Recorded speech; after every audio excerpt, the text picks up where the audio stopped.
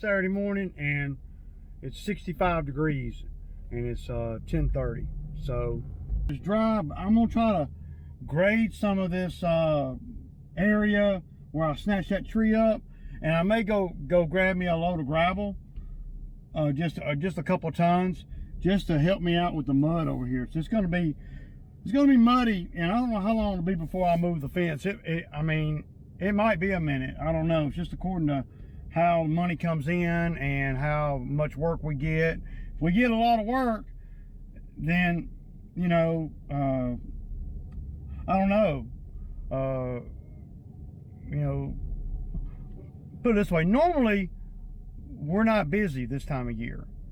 And so when I, you know, started this whole process of the building and, you know, everything that I wanted to do on the inside and everything I wanted to do on the outside, it was all going to be done, you know, before the season starts. And we got held up by the county, got held up by the weather some, but I still had the building done in enough time. The goal was to have the building built before Christmas, you know, the first couple weeks of December. But that didn't happen until, you know, January, the 24th or whatever.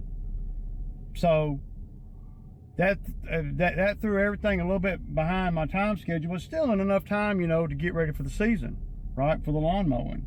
Because that's what it's all about right now. I don't know what everybody else is doing, but right now I'm ready. We're getting ready for the mowing season. So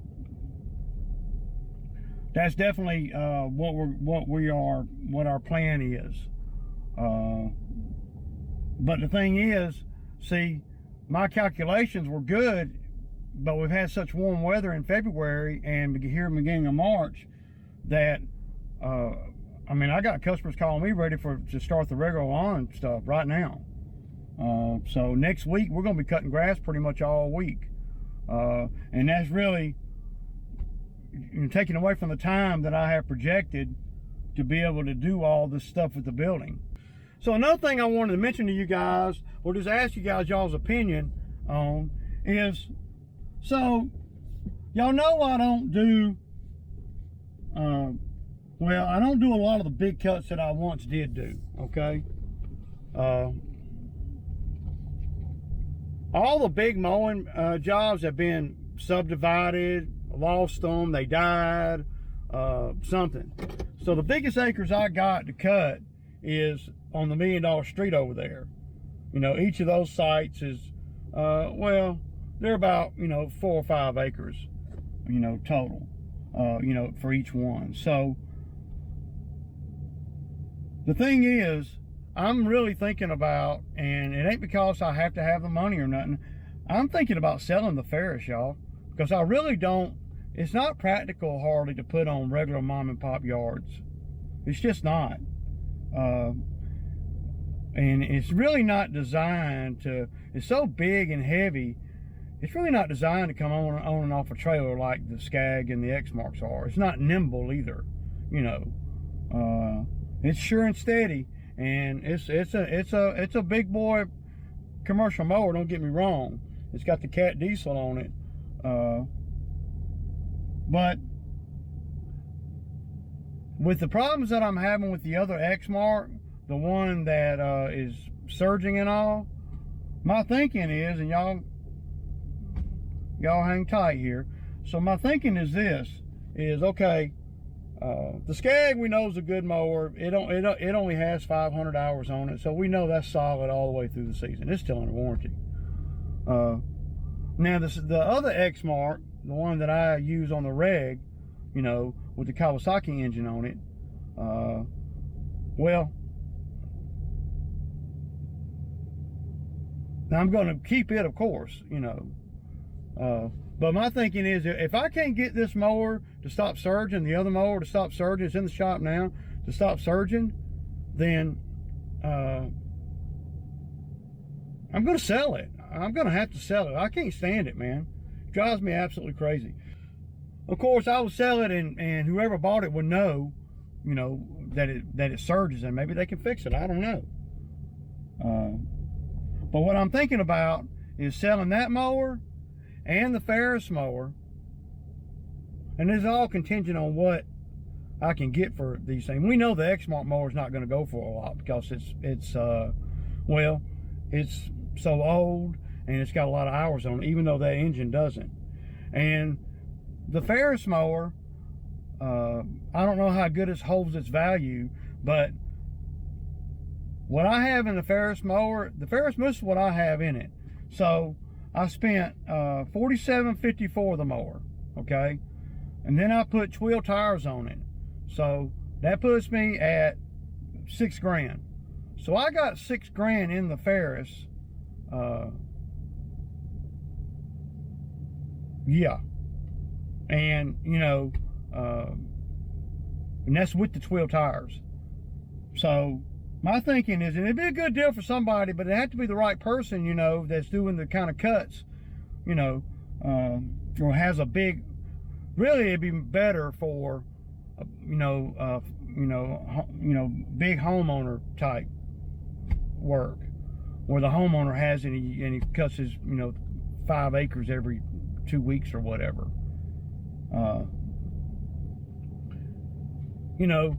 That's my thinking. And so I would have to get minimum $6K. I mean, I'm going to try to get more than that though. Anything less than $6K, I probably wouldn't sell it. I just, so my thinking is put it online for $7,500, and that's with the 12 tires, and I'll even throw in the factory tires and rims too. Okay. Yeah, and try to get around $7 grand for it. That's kind of where I need to be, and that'll be my money back plus $1,000 for my troubles, plus all the money that I made with the machine. Okay. And yeah, I put new belts on it and pulleys on it, and I've done not very much to it because I really don't need nothing. So if I could get, we'll say 7, and I don't know if that's attainable or not, and then get I don't even want to say the number for the older Exmark, but I don't know, 2,500, 2,000. So end up coming up with about $9 grand, okay? And then turning around and buying a new Exmark, and throw a little money with it or whatever to get me on up to where I can get the the top mower. Now, a lot of things have got to happen for me to do all that. Number one, I got to sell the mowers. And number two is a newer mower's got to be available. So I would have to, field all that and make sure that I can get another mower before I go to selling a mower. But if you're going to sell a lawn mower, this time of year is the time to sell a mower, not October. They're more valuable this time of year when you're buying used mowers. They just are, because there's more of a demand for them. So if I can come up with $9 grand to sell the 2 mowers and then buy another Exmark, then that'll put me with 3 mowers, the oldest one being the one I run right now, and that'll be plenty. Because I never run all 4 mowers, never, and not at the same time. The Ferris is a good mower, but it's not a great backup mower because it's so heavy. And I can't just send guys that work for me off to a $60 or $70 mom and pop yard with the Ferris mower. The Ferris mower is like a miniature Bobcat. It's like a freaking machine. A big machine, a big ass mower machine. So I don't know, man. I'm just thinking, just thinking out loud, and we can kind of, run some of that stuff by you guys and see what you guys think. If I used the Ferris and I had The only big cut that I got right now, and that could change, but the only big cut that I got right now is the airstrip. And the last 2 times we did the airstrip, I only had 2 people. So the Ferris mower didn't even make it out there, you know. I'm just saying that, you know, if you're, you know, a guy like me that, you know, hires guys, and you have that 4th mower going, you got to have a 4th person going.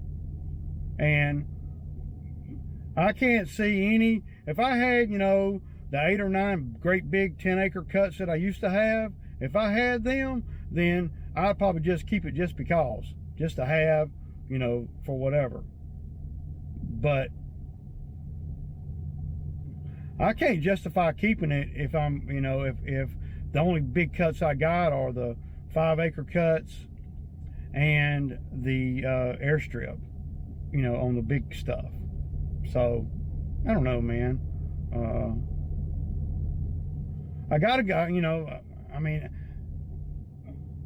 I got a good deal on it when I bought it, and it's been a great mower for what it is, and it looks freaking badass too. But the only time I've been using it is when the surging X-Mark was in the shop. You know, it'd be nice to turn that surging X-Mark and the Ferris into a brand new X-Mark. That would be sweet. And you know, I mean, I know I'm not gonna get enough to pay for a brand new one, but I could throw some money with it, and then that would be enough to, you know. I don't know, man, because selling the Ferris at 7 and keeping the X-Mark would be, you know, well, if the surgeon ain't fixed, man, I don't want it, man. So I don't know. Higher here. It's gotta be higher than that. See what I'm saying, man? This fence has gotta be a lot higher. This fence needs to be, you know, 2.5, 3 feet higher. Listen, I'm gonna have to do some. So we need 10-foot posts. And I'm just gonna put a post just about everywhere, you know. But this has got to happen. See how close I am? Without this tree here, it makes it. I don't know. I just feel a certain type of way. I'll be honest. So this might be the first thing I tackle, man. But see, a lot of this fencing right here I can use. You know, at the end of the day, y'all, what I could do, just for now,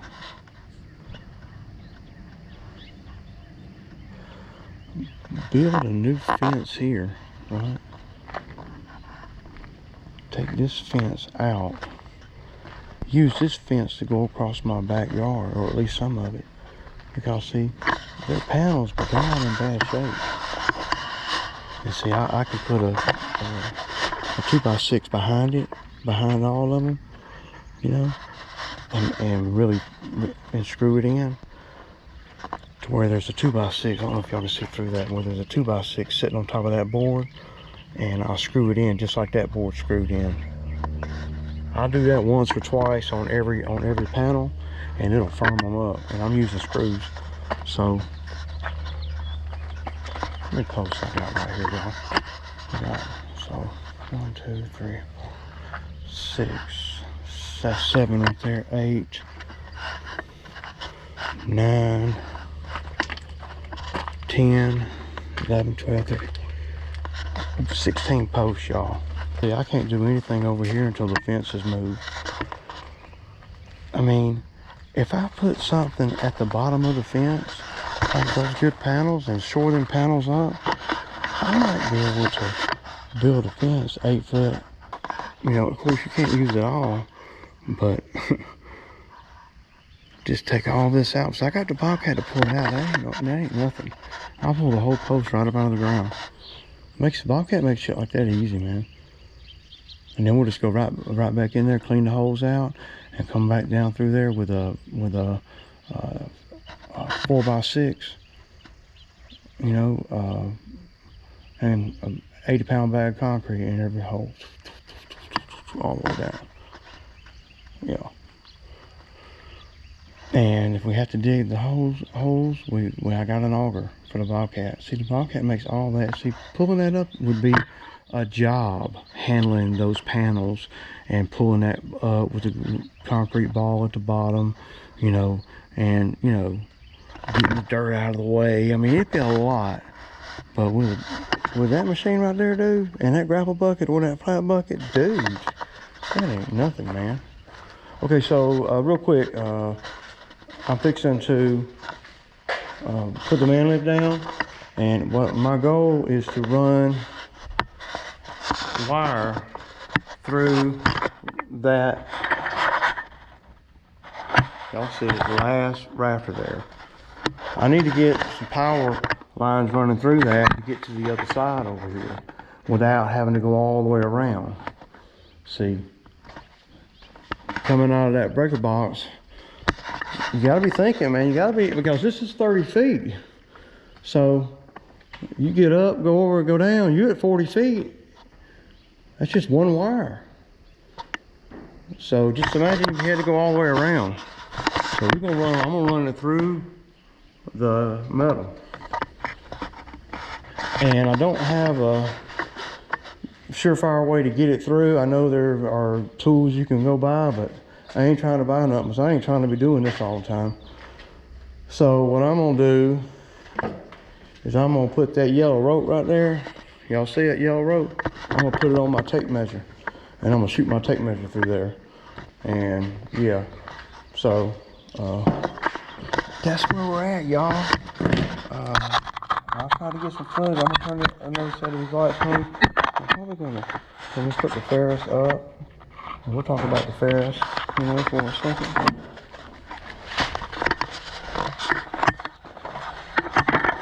So let's talk about the old Ferris for a second. The 61 inch. Now, it needs some paint on the deck. The deck's doesn't have hard rust or no holes or nothing, but the paint's peeling up, you know. I mean, you can just paint that, man. I mean, this thing is in pretty freaking good shape, man, if you really look at it. I mean, seat's okay, everything is, shocks work great, and they're adjustable shocks. It's a Cat diesel. The only thing about it is the heat gauge. When I was washing it, the glass came off. So I mean, I think I'm gonna have to we're gonna have to buy another meter, you know, and mount it in there. So other than that, there ain't nothing wrong with this mower, and it's got 799 hours on it. 61 inch. It's got the squeal tires all the way around. Let me just show y'all, just for kicks and giggles. Y'all see, it's that Cat diesel. I think it's a Perkins, man. Look at the big old pumps. Look at the big old brakes. And this is the only machine that I've ever had where the brake actually works. The brake on this thing works like a piece of heavy equipment, or like a skid steer or something. It holds really good. See, got them big old pumps, man. But yeah, it's a Caterpillar, and then right down there it's got I don't know if y'all can see that Perkins. So it's well, I think it's a 30 horsepower or something like that. But it's a 30 horsepower, 28 horsepower, 30 horsepower, something like that. But it's a diesel, and it's stout, man. This machine is strong, dude. And look how clean it is, man. To me, I mean, you can just tell that it hasn't really been abused or nothing. If it stayed with me much longer, it's gonna get abused. See, everything looks real good, man. And I put a brand new battery in it too. So, and it fires right up. I mean, you can go cut grass with it right now, you know.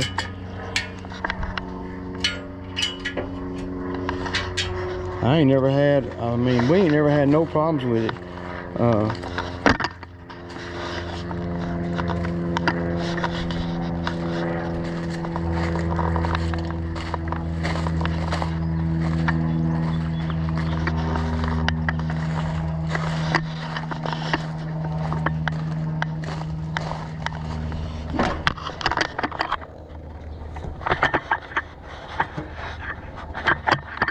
That battery right there is like $100, 150 bucks. It's a good battery. This thing don't take no lawnmower battery. It takes a real big boy battery. And there's another filter right there. You know, that's the hydraulic. I mean, this thing is like, I mean, dude, it's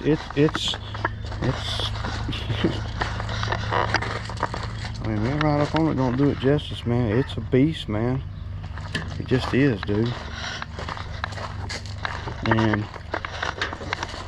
I don't know, man,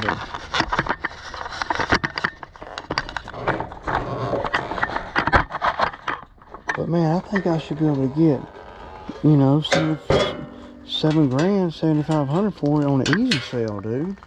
I mean, maybe I'm just hoping, wishing, but yeah.